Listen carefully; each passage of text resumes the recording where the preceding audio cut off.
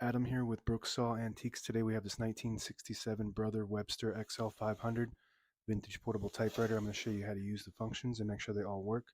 Made in Japan, and one of the lasting companies that still exist that used to make typewriters, and they still make office equipment to this day. Up top are the margins. This is your left margin. I'm going to set it on 0 and the right one on 75, and this is the paper support arm that flips up from the back like a switchblade.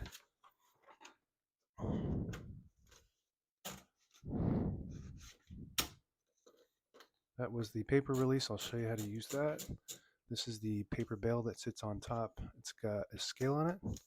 Pretty simple paper bale. It just kind of sits on top. And if you lift it up correctly, it'll slide through. There you go.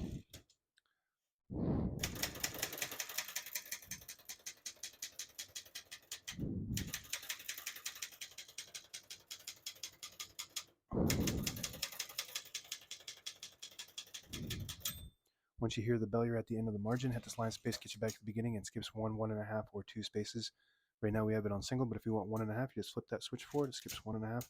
One more, it skips 2. We're going to keep that on single for now and finish typing.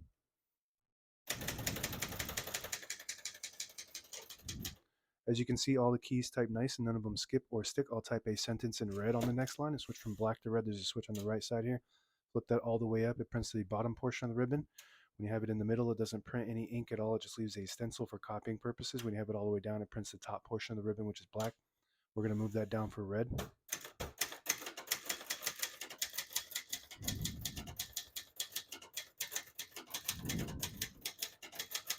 Beautiful. Actually, a very impressive typewriter. Print looks perfect. It has 11 CPI, prints 11 characters per inch, and very precise. These are well-made typewriters. Brother was a very respected company, still is to this day. To pull the page out easy, there's a switch on the right side here. You flip it back and it unlocks the rollers underneath the platen, allowing you to pull the page out easy or load thicker paper like carbon copy or cardstock. Make sure you flip that back forward before we load the next page, or else it won't load correctly. We're going to flip this down for now and put the color back to black.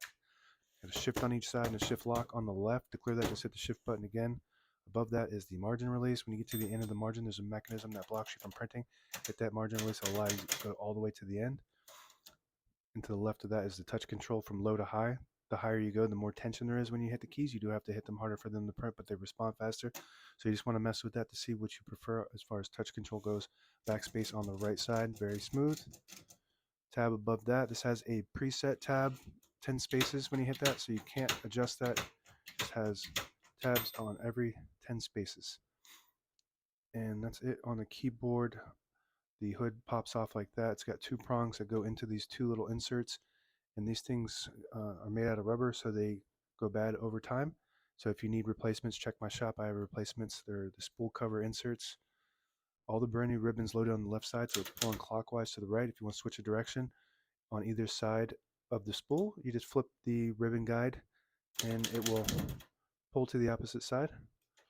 And you flip it again and it'll pull it to the correct side that I want it to go to.